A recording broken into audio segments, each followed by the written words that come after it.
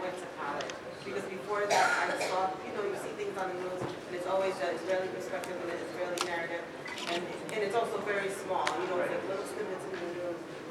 So when I finally went over to school and I met a lot of Palestinians and I learned about the situation, I was so taken aback because barely ever hear about it in the news, and then when you do hear about it, it's always like over Israel, everybody's upset with them. But anyway, the point is, it's important for us to get our narrative out and our word out. So is there a plan to start a media campaign?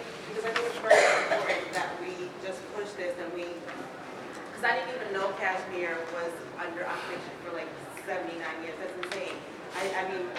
You barely hear about Kashmir, and when you do hear about it, it's usually at the mosque, and usually because somebody from Pakistan that is being affected by this, and it's just nominal information.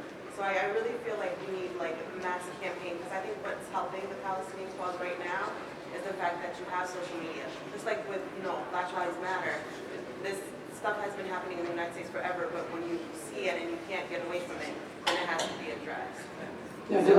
Yeah, we will take all the questions, but I will just mention, Shafi is there. Shafi, can you raise your hand?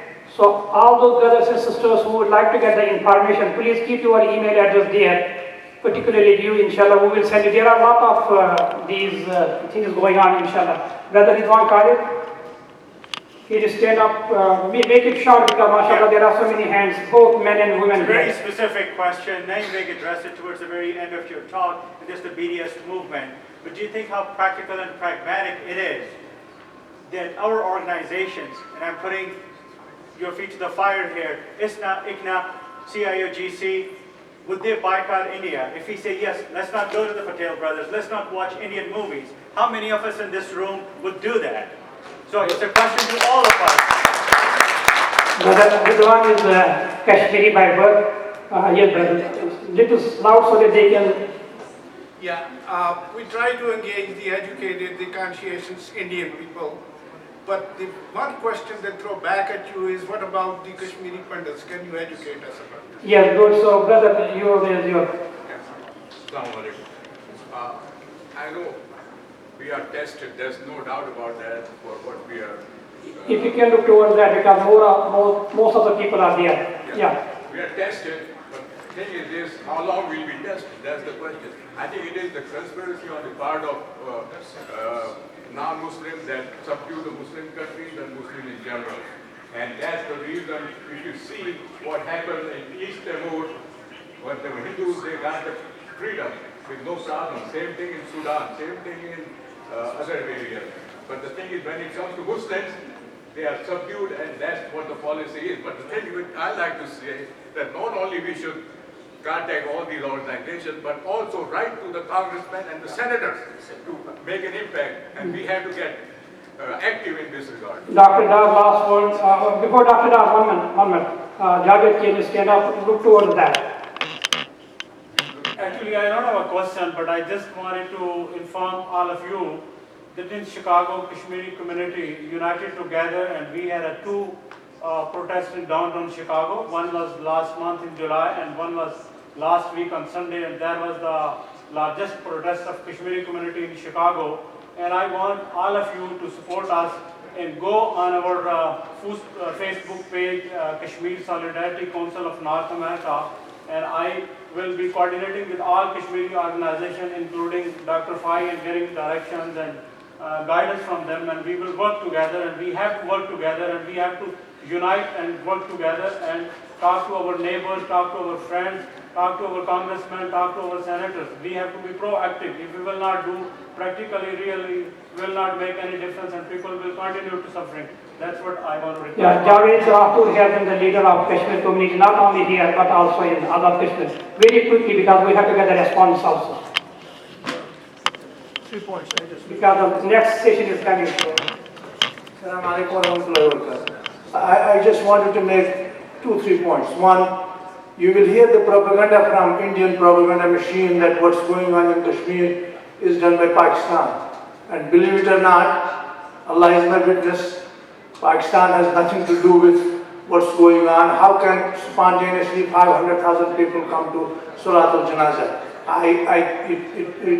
it fascinates me how can a country tell 500,000 people to come out on the streets, or come out on the streets on a daily basis. So that is a debunked myth by Indian propagandists. Has no basis whatsoever. Second, gentleman raised the question about the Kashmiri Pundits. Kashmiri Pundits are Kashmiris, nobody denies that. There is a very checkered history, why they left, how they left, who instigated it.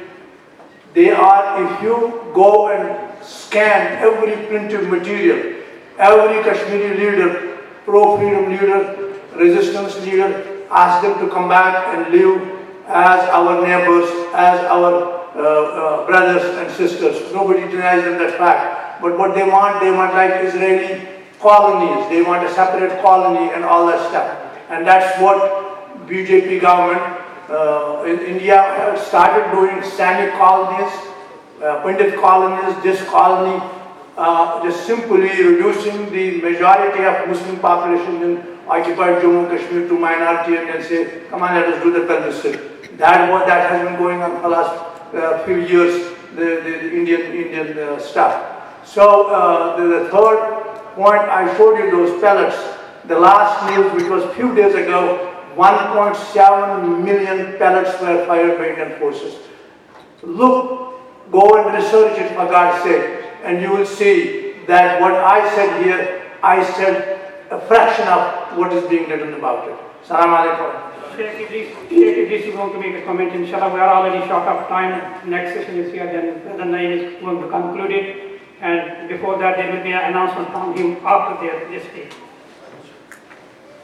Assalamu alaikum. I just have to apologize because I have a session and I'm very accurate on my time, so I have to run. I just want to make a couple of comments. One for the sister. It's true that if you don't go to college, there is no information out about it. And the social media, especially, like before I come here, actually, I went through what is written in Kashmir. The problem is that you get lots of confusion because there is a lot of propaganda from here and so on. But it's the duty, as we said, not only of the universities and colleges and MSCs, but even Islamic centers. We used to have a program that we profile a country every month, like, and especially for countries that have problems. So we have like exhibits, we have people speaking about it, and part of it was Kashmir. So every center can do that. And then actually the organizations, as we said, I mean, I'm from ISNA, I'm no longer in the official capacity, but I have a lot of contacts with ISNA. I think this should be a case. Alhamdulillah, I have enough people within there that they have to do for them. That's number one. Number two, when you ask for how long we are going to be tested, there is no limit for the test, but it does not mean that we sit down and say, yes, we are going to be tested at this divine decree. Allah subhanahu wa ta'ala actually says, despite all what they do, قُلْ اعْمَلُوا. It's غيب, we don't know it. So Allah says, قُلْ اعْمَلُوا فَسَيَرَى اللَّهُ عَمَلًا. You keep doing what Allah has asked you to do, and that's the ghaib of Allah that He will reveal it when Allah subhanahu wa ta'ala wants us to succeed, inshallah. Jazakumullah khairan, and thank you again. Assalamu alaikum wa rahmatullahi.